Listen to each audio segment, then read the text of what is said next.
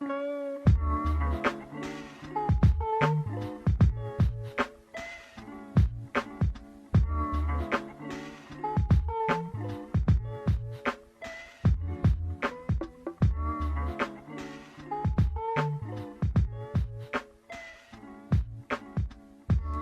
hello, and welcome to episode 20 of No Eye Contact. You might be noticing I'm able to use both my, well, if you're not listening, if you're watching, I'm using both of my hands because my good friend Allie Can I help you, bitch? Also, Honey's here. I guess I didn't give her a good enough intro. I just started. Hi. I think she's gonna go. My good friend Allie got me a microphone stand, so now I can really talk with my hands. And also, hopefully, we'll cut down on the amount of noise because I like to talk with my hands, so hear less those kind of noises. Anyways, what the fuck is good? Today, I am recording on a Wednesday. It is January 19th. I feel like I should start including when I record this because I don't know. I want to. That's why. Also, I wish I would say less. What was I going to say? Oh, yeah. So my last podcast, I feel like I need to say something. On my last podcast, I went a little hard on Lin-Manuel Miranda. And I don't want to say sorry per se, but I just want to say, if you like Lin-Manuel Miranda or you like Encanto or you like, I almost said Hereditary, Hamilton, then hey, good for you. I wish that I could enjoy it too. I really do. And I'm not saying that he's bad, and I'm not saying that you're bad for liking him. I'm just saying he's not for me. It is what it is. I liked Tick, Tick, Boom. He did a good job directing. So that's all I will say about the Lin-Manuel Miranda slander. But the slander is still welcome on this podcast. I will say that. So I'm just going to jump right into it because honestly, I have less than an hour. Fuck, I hit the microphone. I have less than an hour, and then I have a date to watch Euphoria with my friend Soul. So we got to get through the shit, and it's a lot of shit.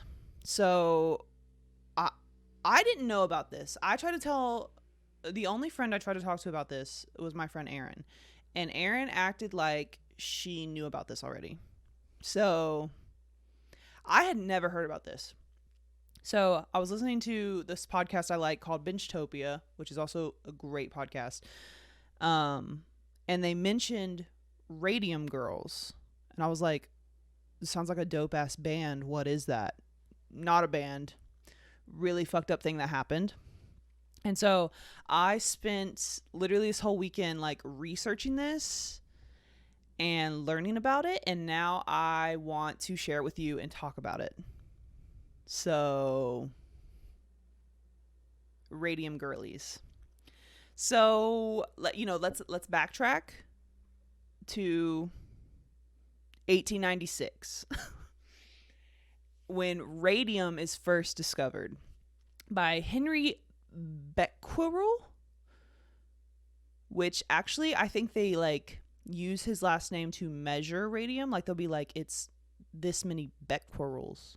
It's the human body has already has this many becquerels, and I don't know if I'm saying that right, and I'm not gonna look it up. So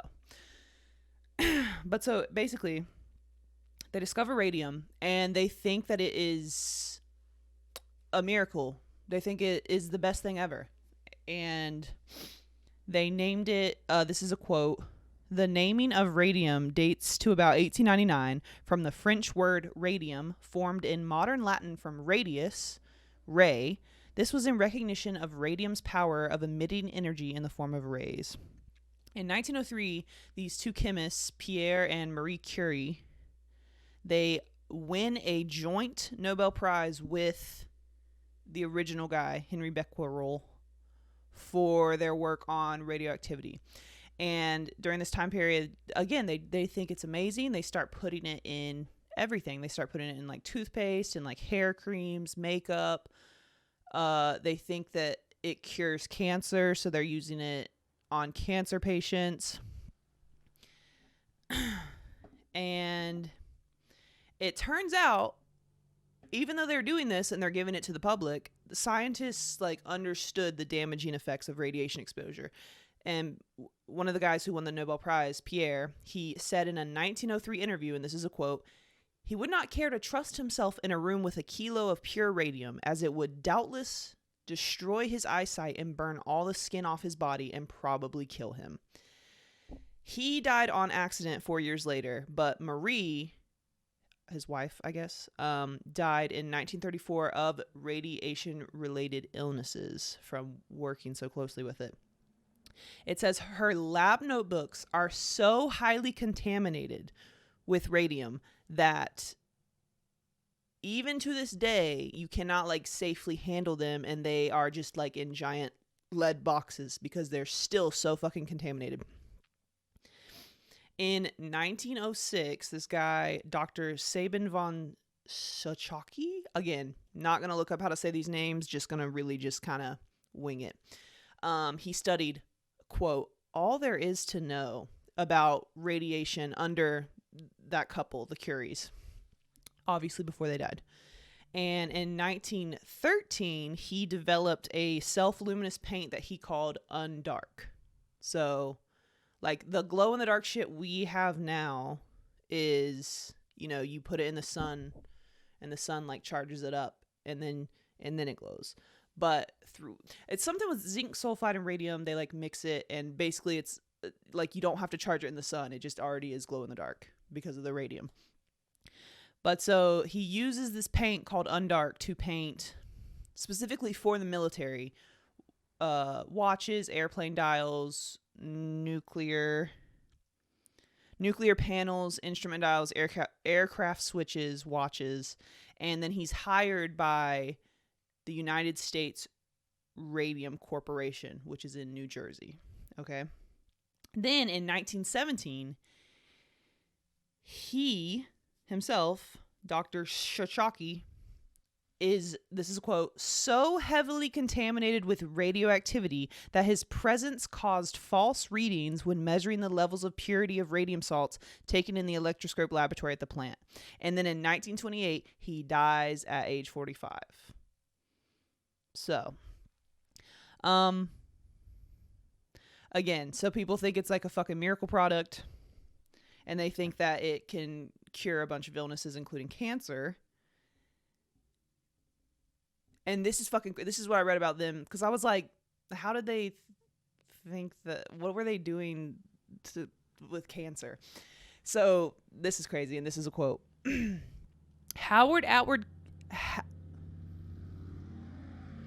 A really loud car just drove by. Howard Atwood Kelly, one of the founding physicians of Johns Hopkins Hospital, was a major pioneer in the medical use of radium to treat cancer. His first patient was his own aunt in 1904, who died shortly after surgery. Kelly was known to use excessive amounts of radium to treat various cancers and tumors.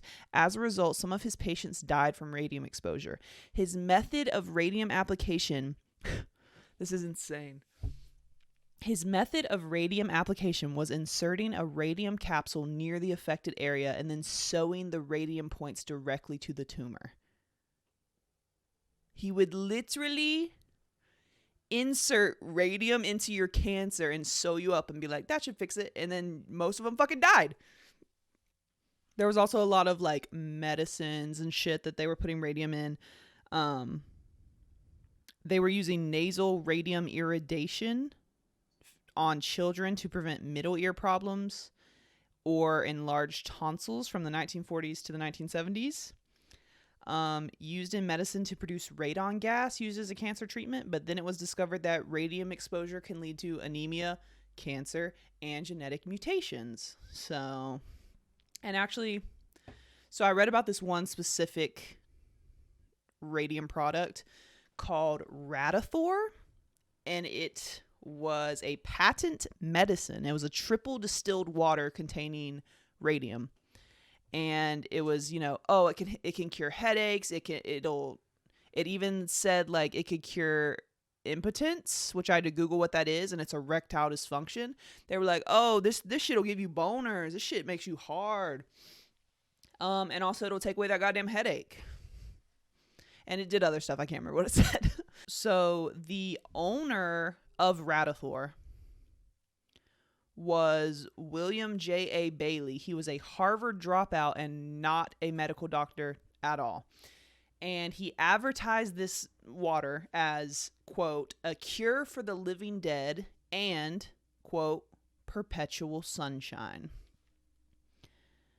Which, not gonna lie, that's actually like pretty sick taglines if it wasn't actually like killing people. It was a very expensive product.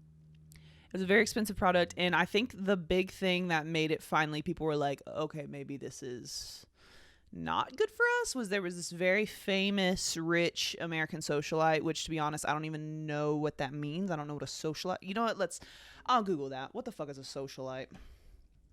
I'm imagining like the Kardashians a socialite, because I'm imagining someone who hasn't really done anything but is still considered like a celebrity. Socialite definition. Paris Hilton popped in my mind.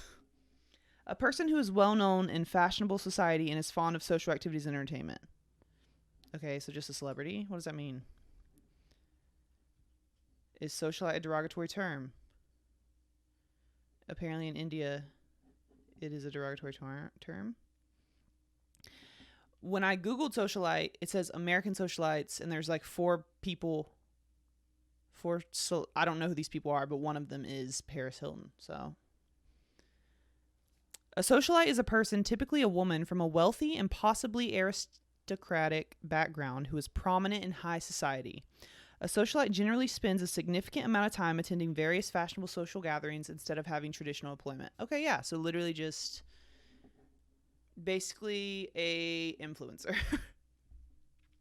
A talentless influencer. But so basically, this dude, there was like this kind of famous socialite named Eben Byers. It says he was a socialite, athlete, industrialist, and a Yale College graduate. And he was big into Raditor. And he actually died from it in 1932. And when that happened, people were like, oh, maybe this isn't that great. And he had to be buried in a lead-lined coffin.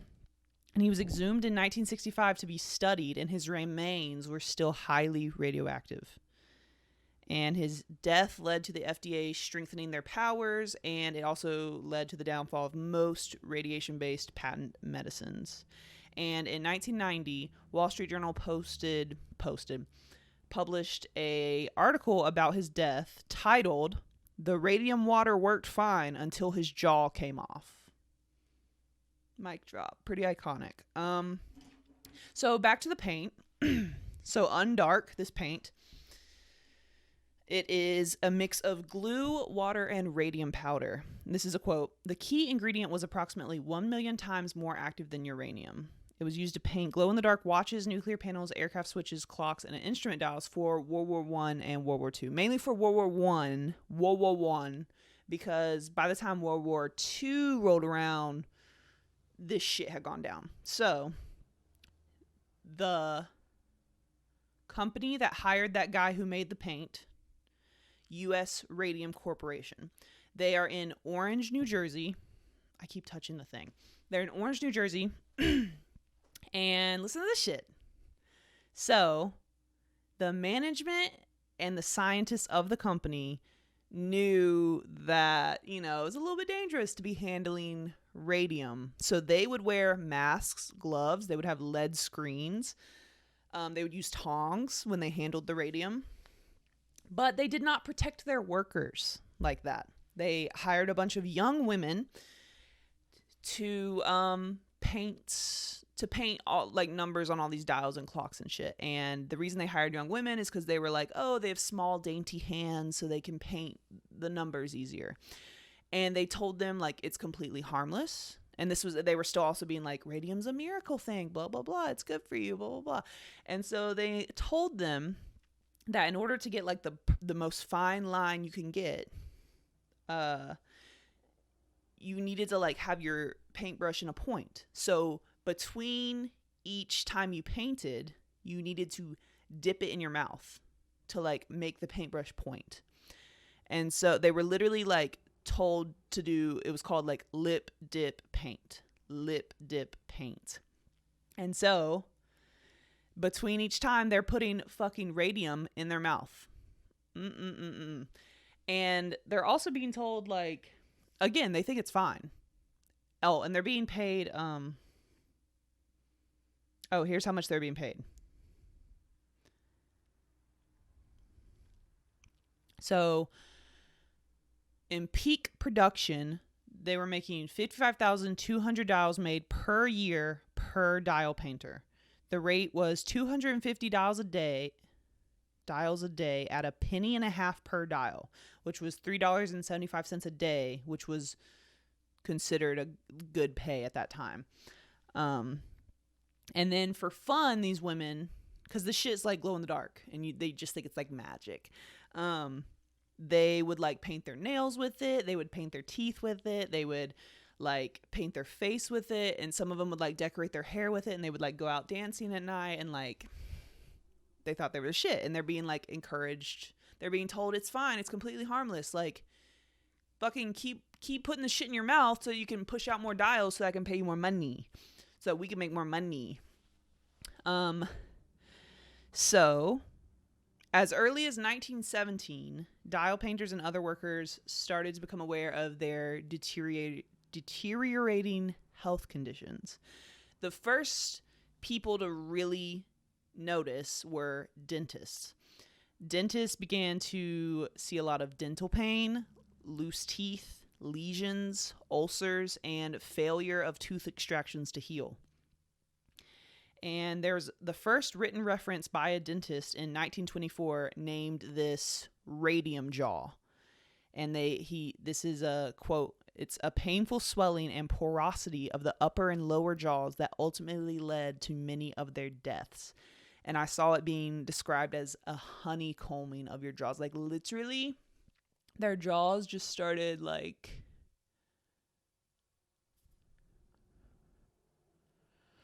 I don't even know. I don't even know, bro. The women would stop having periods. They would become unable to get pregnant.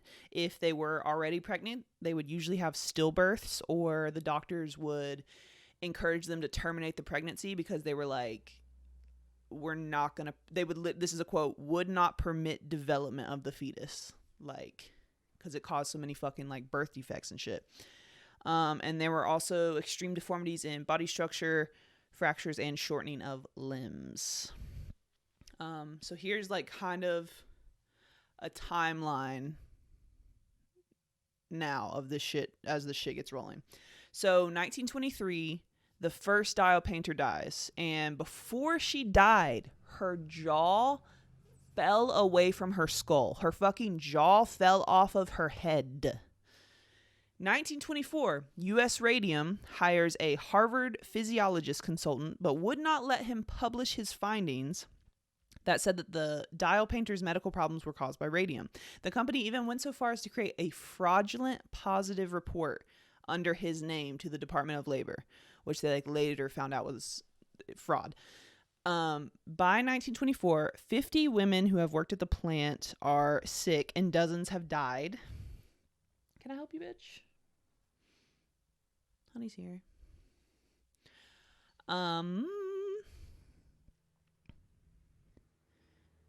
Oh, this shit's crazy. So people are starting to get sick or women specifically, women are starting to get sick and die from radium poisoning.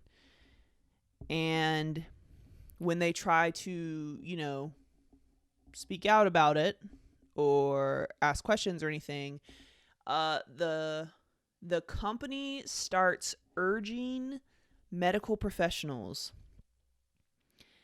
to say that it was a different cause. Specifically, they started saying syphilis. They started saying, say that these women had syphilis and that's what killed them. So, and in that time, that, like, because, like, when, how do I put this in the right way? During that time period, that was, like, super, basically, if you were like, oh, they died from syphilis and STI, you're like, oh, they were a fucking whore. And, like, it was super disrespectful and, like, and it was just a lie. It was a fucking lie.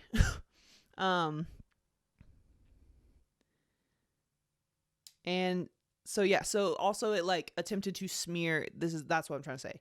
It fucked with the women's reputation by being like, oh, they died of syphilis. Oh, she has syphilis. And not being like, no, it's this fucking company. But so 1925, a independent statistician, someone who does statistics from Prudent Insurance Company, documented incurable jaw infections and anemia among 2 dead and 12 living dial painters. 1925, Essex County Medical Examiner noted, quote, detection of gamma rays from living dial painters and the exhalation of radon from their lungs. In 1925, a sister of a former dial painter dies from radiation exposure caused by sharing a bed with her sister. Literally, she's not even out there licking the radon, just from sharing the bed.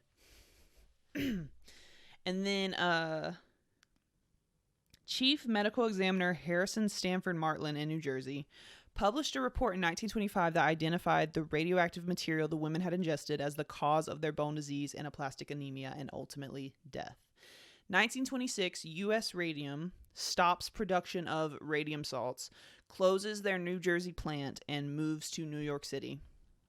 1928, Surgeon General and Public Health Service require rigid and continuous inspection of radium plants and require hourly allocation of radium, use of hoods, and medical monitoring of employees. 1929, U.S. Department of Labor identifies 23 fatalities due to radium poisoning. 1931, the examiner reports 5 deaths from bone cancer among a sample of 18 former dial painters. The other 13 were from various related diseases. The doctor stated this proved that radiation could cause cancer. 1959, the deaths recorded from radiation exposure reached 45. So, going back a little bit. So this is in New Jersey for U.S. Radium Corporation. So in 1927, Grace Fryer, she used to be a dial painter. This is 5 years after she quit the job. And she's now working at like a, or no, sorry. I don't think it's 5 years since I don't know how long since she quit the job.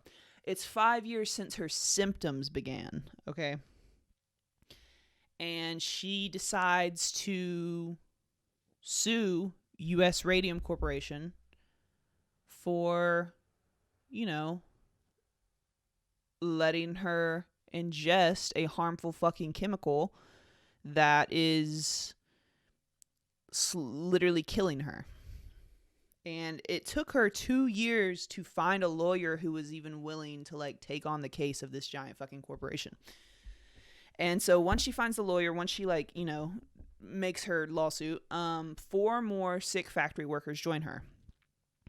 Edna Hussman, Catherine Schaub, and sisters Quinita McDonald and Albina Larice.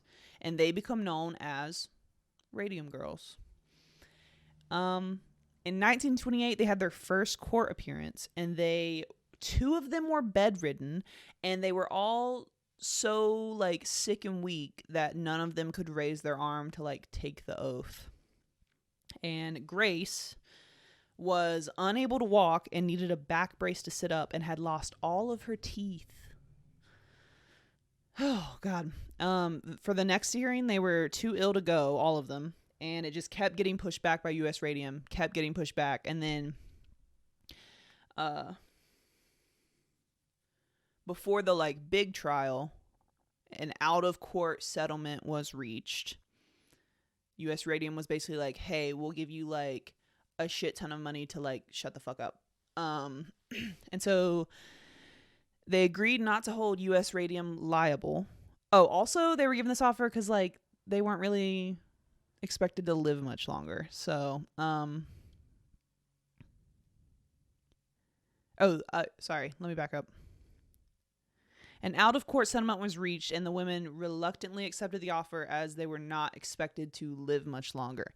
They agreed to not hold U.S. Radium liable and were given $10,000 each, which in 2020 that would be $151,000.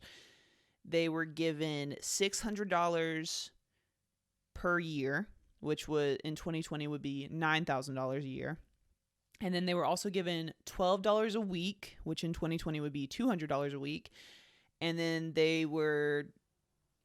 all their medical and legal expenses would be covered by US Radium, paid by the company. And after the court settlement, US Radium's president, Clarence Lee, stated, quote, "We unfortunately gave work to a great many people who were physically unfit to procure employment in other lines of industry. Cripples and persons similarly incapacitated were engaged. What was then considered an act of kindness on our part has since been turned against us." Literally go fuck yourself, Clarence Lee. You're definitely dead now, and good. I hope you died of radium poisoning. I hope your fucking jaw fell off, dude. Because fuck you. And also, the last of the Radium Girls died in the 1930s. So, while that is happening in New Jersey, this trial,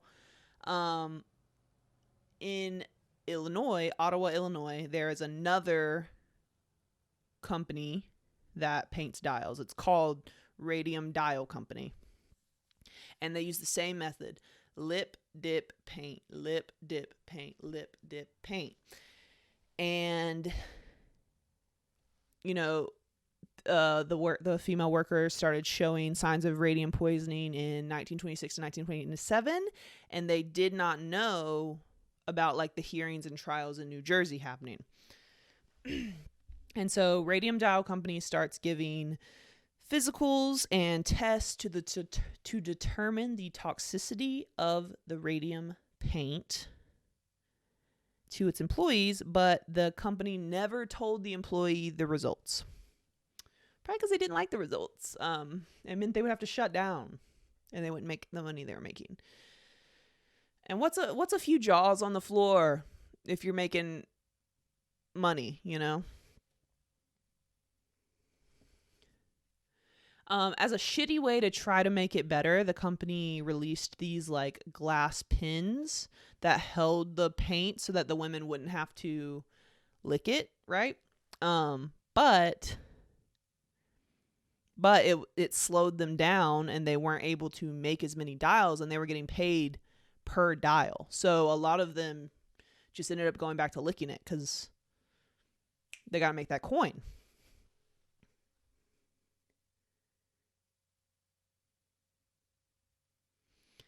And so then the people in Illinois start to hear word about the New Jersey women and the lawsuit.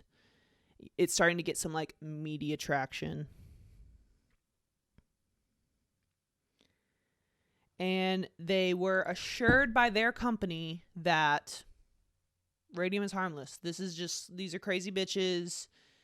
Keep sucking on the tip of that paintbrush. It's all good. And then in 1927, employees start asking for compensation for dental and medical bills, but were refused by management. And they continue to demand money for sick and dying employees into the mid-1930s until they file their own lawsuit. So in 1937, 5 women, they found an attorney, but at that time, Radium Dial Company had closed in Illinois and had moved what was left of the company to New York. And so the Illinois Industrial Commission, IIC, which I don't really know what that means, they found a $10,000 deposit that the Radium Dial company left behind. And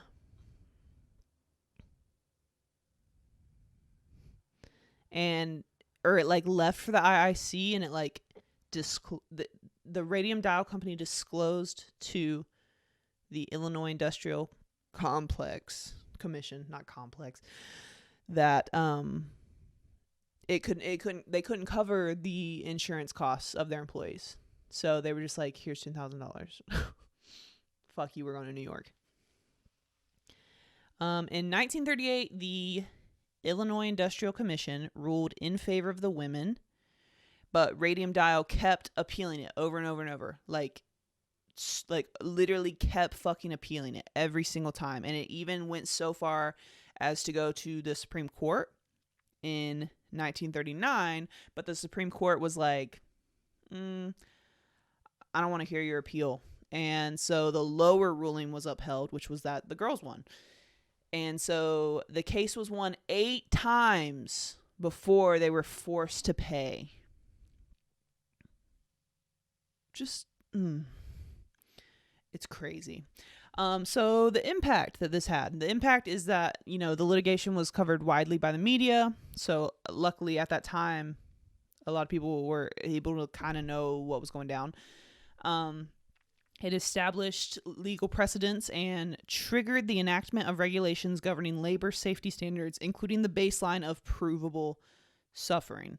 So before this, you couldn't, if something happened at work or you got sick from work or whatever, you couldn't sue your employer at all. But so literally this case gave the right of individual workers to sue for damages from corporations due to labor abuse was established as a result. And like provable suffering, like you just like if you can prove that some shit went down at work and that's why your life is fucked now, you got a case, baby. Industrial safety standards were enhanced for many decades. The lawsuit and its publicity helped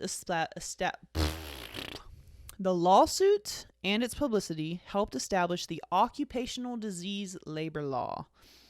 After that, radium dial painters were given like proper safety precautions, like protective gear. They no longer, fucking sucked on the brush.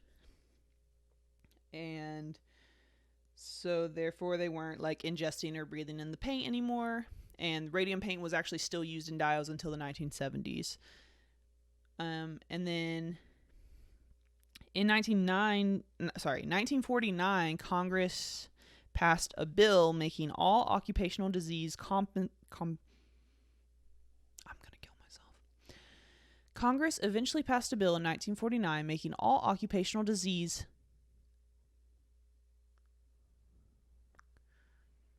I don't feel like that's the right word. You could be compensated for it. I wrote compensable. I don't even know that's a word. And extended the time for workers to discover illnesses and file a claim. 1968, the Center of Human Radiobiology established to primarily provide medical examinations for living dial painters. They collected info and tissue samples from the dial painters. The project ended in 1993. 2,403 cases, like information had been collected from them, and they led to a book on the effects of radium on humans. And the victims, the dial painter ladies, the Radium Girls, if you go to their graves now with a Geiger counter, which measures radioactivity, they are still highly radioactive. Their bodies, literally their bones are still extremely fucking radioactive, which is insane. So end of an era. The company did not stop making dials until 1947. Illness and death from ingesting radium paint and subsequent legal action by the women caused the Orange facility, the New Jersey one, U.S. Radium, to close in 1927. The case was settled out of court in 1928, but not before a substantial number of litigants were seriously ill or had died from bone cancer and other radiation-related illnesses. The company, it was alleged, deliberately delayed setting litigation, leading to further deaths. And in 1928, inventor of the radium-based paint. Oh yeah, I already read this. He was a victim of his own invention due to radium exposure. Oh no, I put that sorry. I'm not good at this, but I'll get better. Anyways, Radium Girls. You literally, like, you could not go after your employer. They didn't give a fuck about safety procedures in the workplace. They slandered and ruined these women's reputation, saying that they had fucking, basically gaslighting them and lying to them and saying that they had syphilis. And it's bullshit. And yeah, fuck yeah for those women who, they were like, I'm gonna fucking die anyway. Like, I'm not even gonna be able to collect this check if I get it, but let's fight this fucking company. And hell fucking yeah. And actually, I found out through researching that there is a Radium Girls movie. It was made in 2018 for, I think, the Tribeca Film Festival. And it was set to release, I think they were going to try to release it in theaters in 2020, but then, of course, COVID, so it's actually on Netflix now. And it has mixed reviews. I'll say that. I did watch it, but I was like half watching it because I was watching it while I was also researching and reading about it, all this. But I was impressed. I'll say it was boring in the sense of, like, there wasn't a lot of cinematography. Like, it didn't, like, look good, but also, like, you're not trying to have aesthetics when, like, you're trying to tell this very serious historical story. I was impressed by how much, like, I felt like they got historically accurate. Like, as I'm reading and I'm half watching the movie, like, things that they would say, people's names they would say, I would have just, like, read them, and I was like, oh, whoa, okay, cool. I liked it. I thought it was pretty good.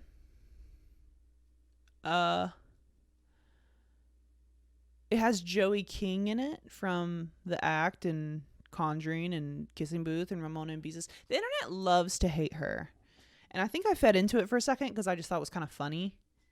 But, I mean, besides Kissing Booth, I like her. She's a good actor. But yeah, it has a 78% on Rotten Tomatoes and a 51% audience score. So, meh. But yeah, I just thought that was super fucking interesting. Maybe, you already knew about that. Maybe you didn't. Hopefully you found it interesting. It's super fucked. Remember this. Capitalism is always the bad guy. Always the bad guy. The reason that they did not, give a fuck when their employees' jaws started falling out of their skulls or they started fucking dying is because,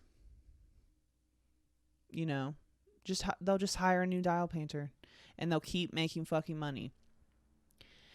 Have you ever seen Jaws? The bad guy is not the shark. It is capitalism. The shark is just being a shark in the water. And they say, hey, there's a shark in the water. We should close the beach for the summer so that the shark doesn't kill people. Because, it's just being a shark in the water, and that's what sharks do. And they're like, no. We're not closing down the town for the summer because it's tourist season. And that's a lot of money for us. So go kill the innocent shark who's just being a shark and living in his home, the ocean, that we invaded. So yeah, the shark's not the bad guy. Capitalism's the bad guy. And just like in this, capitalism is the fucking bad guy. Fuck capitalism, dude. Fuck it. And I actually did not deep dive into this, but through reading about the Radium Girls, apparently this is not, of course this is not the first time this has happened, but apparently there was another case similar to this called Match Girls. Again, didn't read about it, but it was a very similar thing where, like, when they were making matches, something where they had to, like, put something in their mouth or something, they were told it was safe. And then a lot of them, it was, instead of Radium Jaw, it was called Phossy Jaw, Phossy. And I think a similar thing happened, like their fucking jaws fell off. But like, obviously, I should look it up right now, actually. First, I'm going to look up Phossy Jaw. Phossy Jaw, formerly known as Phosphorus Necrosis of the jaw, was an occupational disease affecting those who worked with white phosphorus, also known as yellow phosphorus, without proper safeguards. It was most commonly seen in workers in the matchstick industry in the 19th and early 20th centuries.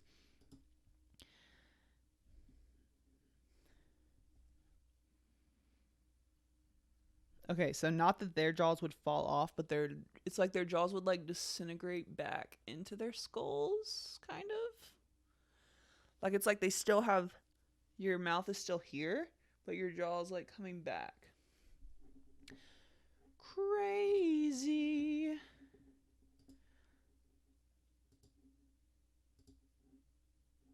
Okay, I just look at pictures of it. No, thank you. Okay, Match Girls or Matchstick Girls? Matchstick Girls. Or is it Match Girls? Okay.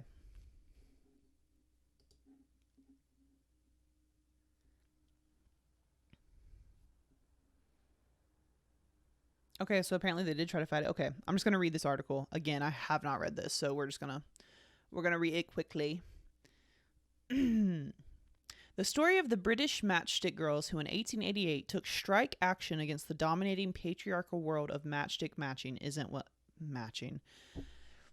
Matchstick making isn't well known. But these were the women who worked 14 hours a day in the East End of London and who were exposed to deadly phosphorus vapors on a daily basis. Working with white phosphorus, which was added to the tips of matches to enable a strike-anywhere effect, was highly toxic and responsible for the devastating disease known as Phossy Jaw. The nickname was given by the matchmakers to the particularly nasty condition, phosphorus necrosis of the jaw, the effect literally causing the jawbone to rot. Doctors soon began treating these women for the disease, which would often spread to the brain, leading to a particularly painful and horrific death unless the jaw was removed. And even then, a prolonged life was not guaranteed. But even though the risks were obvious, this was the Industrial Revolution, before employers were legally required to create safe working conditions. This meant that women on low wages continued to work long hours while exposed to the toxic impact of white phosphorus and the devastating consequences this would have on their health. Many of these women were working at Bryant and May, which is unrelated to the current Bryant and May, which also makes matches. Okay? And were Irish immigrants. They lived in abject poverty and filthy housing unfit for human habitation and were often subject to prolonged hours of back-breaking work making matches. But despite the incessant exploitation, the low pay, and excessive fines issued simply for being late, dropping a match, or talking to others, the workers were forced to continue to work in these oppressive conditions. Times, however, were changing. Annie Besant, a well-known socialist, exposed the conditions within the factory in her article, White Slavery in London. This infuriated the factory owners, and they attempted to force the workers to sign a paper stating that they were happy with their working lives. The women refused to do this, and following the sacking of one of their own... What does that mean? Sacking? What does that mean? The women refused to do this, and following the sacking of one of their own, they decided to take action. By the end of the day, 1,400 women and girls were out on strike. Ultimately, the Matchstick Girls saw all their demands achieved. Disappointingly, though, it wasn't until 1906, almost 20 years later, that white phosphorus was made illegal in the use of matchsticks. This eventually eliminated the disease in the UK. Similarly, in the US, the government chose to place a punitive tax on white phosphorus matches, and the tax was so high it made manufacturing them unrealistic. Okay. Phossy Jaw was thought to have been eliminated through modern-day working practices, but in a twist of fate, contemporary medicine has actually resurrected this disease. A group of drugs known as I'm just going to say it. I'm just going to say it real confident, like bisphosphonates. Bisphosphonates. Why am I saying it with an accent? Bisphosphonates. Commonly used in cancer treatment and to reduce the impact of bone thinning was the potential to cause deterioration of the jaw.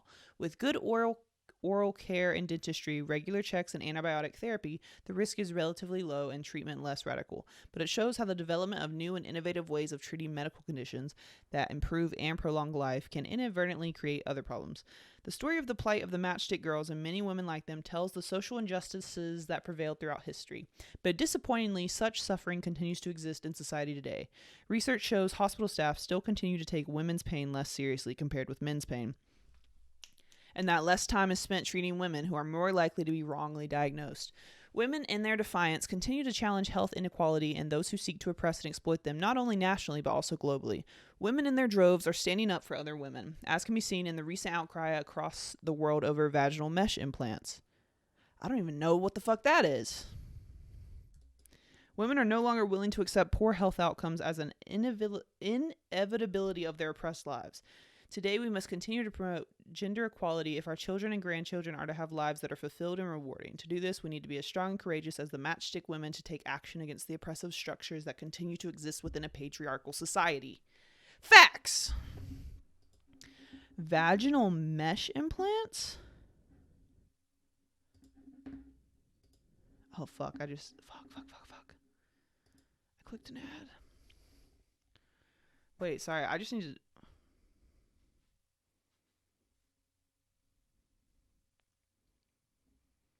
More than 800 UK women are taking... This is from 2017. This is on BBC.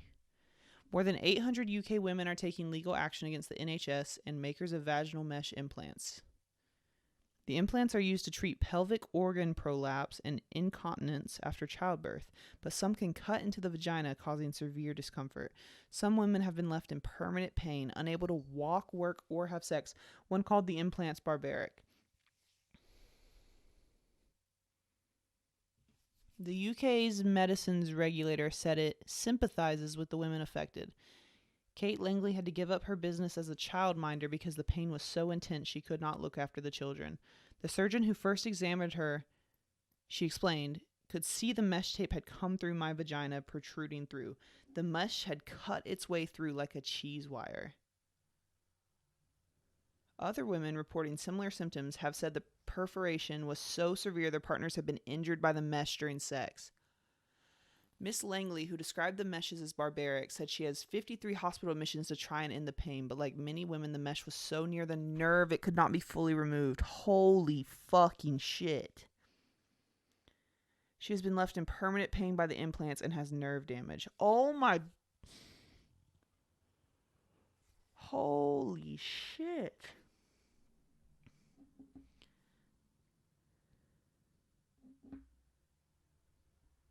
Oh my god. Okay, so... Okay, the plastic... Sorry. We're just going off on another thing. The plastic meshes are made of polypropylene, the same material used to make certain drink bottles and manufactured by many different companies. They're used to ease incontinence and to support organs such as the vagina, uterus, bowel, bladder, or urethra, which have prolapsed after childbirth. Claire Cooper began to experience pain 3 years after her operation. Doctors wrongly believed the source of discomfort was her womb, which she had removed at the age of 39. When the pain continued, she said a GP told her she was imagining it. Damn. The news made her want to take her own life. She said she mapped out her suicide but wanted to live on for her children. She still lives in pain and said her husband has turned into my carer. We haven't had sex for 4.5 years. This stuff breaks up marriages. I wouldn't at all be surprised if there are mesh injured women that have taken their own lives and didn't know what the problem was. Ms. Cooper is one of the number of women calling for the NHS to stop fitting the implants. I want the procedure banned and I want the material banned. Oh. Between April 2007 and March 2015, more than 92,000 women had vaginal mesh implants in England. Oh my god. About 1 in 11 women have experienced problems, the data suggests. Gee, I did not know about that. That is pretty fucking terrible. So yeah. We learned a lot today. Even I did. I don't know about you guys, but my vagina hurts now. So it's a good time to go watch Euphoria. It's not going to make my vagina... Well, We'll see. So yeah, fuck the patriarchy, fuck capitalism, fuck the Industrial Revolution, fuck vaginal mesh implants. Oh my god. So yeah, I hope you liked. My skin is crawling. Like I feel uncomfortable now. I wonder if I need to put a trigger warning on this. I'm not going to. Hope you enjoyed this. If you listened to this whole thing, I love you. You're awesome. You're sick as hell. Why don't you give it a like or a comment or rate and review it or like, I don't know, something like that. If you didn't watch this, fuck you. I fucking hate you. Honey? Hi, Beans. Oh!